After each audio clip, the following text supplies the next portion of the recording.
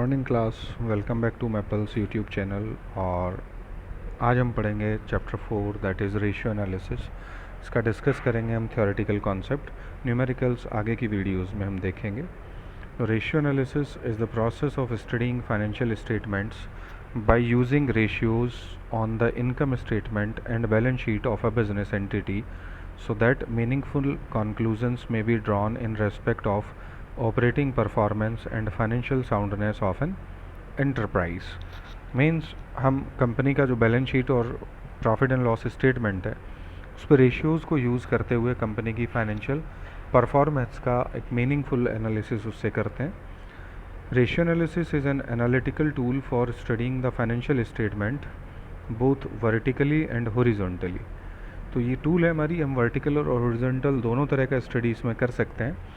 It is a useful device to evaluate the position of an enterprise if supplemented with other analytical tools such as comparative statements, common size statement and trend ratios।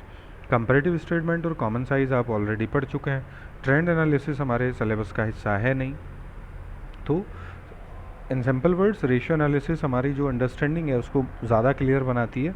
जो लोग नहीं भी इस चीज़ से aware हैं वो भी ratio को देख के जान सकते हैं कि कंपनी की कंडीशन क्या है, बिजनेस की सिचुएशन क्या चल। तो what are the objective, so let's discuss. The financial statements are technical documents, so it cannot be analyzed and interpreted by those having no knowledge of process involved in its preparation। Means कि ये जो हम आप जानते हैं balance sheet, profit and loss और ये सारे जो डॉक्यूमेंट्स हम प्रिपेयर करते हैं उनकी प्रॉपर नॉलेज के बगैर कोई बंदा उन्हें ना तो बना सकता है ना कोई उन्हें समझ सकता है। Analysis bring out the hidden facts which might otherwise be overlooked. इस एनालिसिस से हम वो जो कॉन्क्रीट फैक्ट्स होते हैं, जैसे हम दूध से दही बना के और मट्ठा और मक्खन अलग करते हैं, वैसे जो बिल्कुल कॉन्क्रीट इन्फॉर्मेशन है वो मक्खन की तरह हम से निकाल पाते हैं। Ratios analysis is a useful device to evaluate the position of an enterprise। Ratio analysis हमारी पोजीशन को एनालाइज करने में हेल्प आउट करता है। The basic objective of ratio analysis is to जज द ऑपरेटिंग एफिशिएंसी। जो बेसिक ऑब्जेक्टिव है वो हमारा क्या है, टू जज द एफिशिएंसी ऑपरेशंस की, financial soundness and earning capacity of the enterprise. तो उसकी फाइनेंशियल पोजीशन कैसी है, अर्निंग कंडीशन क्या है कंपनी की। We can evaluate financial position of company, that is liquidity and solvency position, profitability position, general profitability, overall profitability, profitability in relation to capital employed and operating efficiency of an enterprise। तो ये जो सारे हमारे ratios हैं ये हमारी financial health को बताते हैं, कंपनी की वर्किंग पोजीशन को बताते हैं, कंपनी की प्रॉफिटेबिलिटी को बताते हैं। तो ये सारी चीज़ें हम वहाँ से एनालाइज कर पाते हैं। तो जो इनके अलावा हमारे क्या ऑब्जेक्टिव्स हैं, they are 5। First, to know the areas of weakness which requires attention of the management. तो रेशियो एनालाइज करके हम ये जान पाते हैं कि हमारी परफॉर्मेंस कहाँ पर लैकिंग है, क्या कंडीशन है जिसमें हम पीछे रह गए, क्या हम बेहतर कर सकते हैं जिससे कि मैनेजमेंट अकॉर्डिंगली पॉलिसीज़ अपनी बना पाए। Second, to provide information for making time series analysis. Statistics में आपने पढ़ा होगा टाइम सीरीज़ एनालिसिस। तो ये रेशियोज़ हमें वो इन्फॉर्मेशन प्रोवाइड कराते हैं जिससे कि आप इजीली उसको बना पाएँ।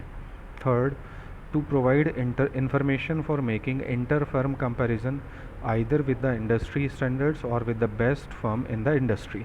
तो आप अपनी फर्म का कंपैरिजन दूसरी फर्म से भी कर सकते हैं, जिसके लिए इंडस्ट्री का कोई स्टैंडर्ड आप रखें या फिर जो फर्म सबसे अच्छा परफॉर्म कर रही है उसको स्टैंडर्ड मान के ख़ुद को उसके कंपैरिजन में ला के देखें क्या कंडीशन है।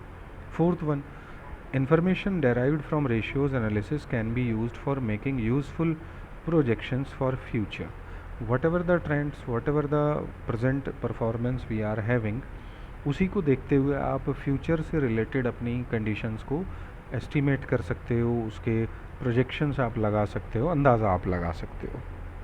Fifth one is ratio analysis supplements the information provided by other analytical tools so that rational decisions may be taken about an enterprise।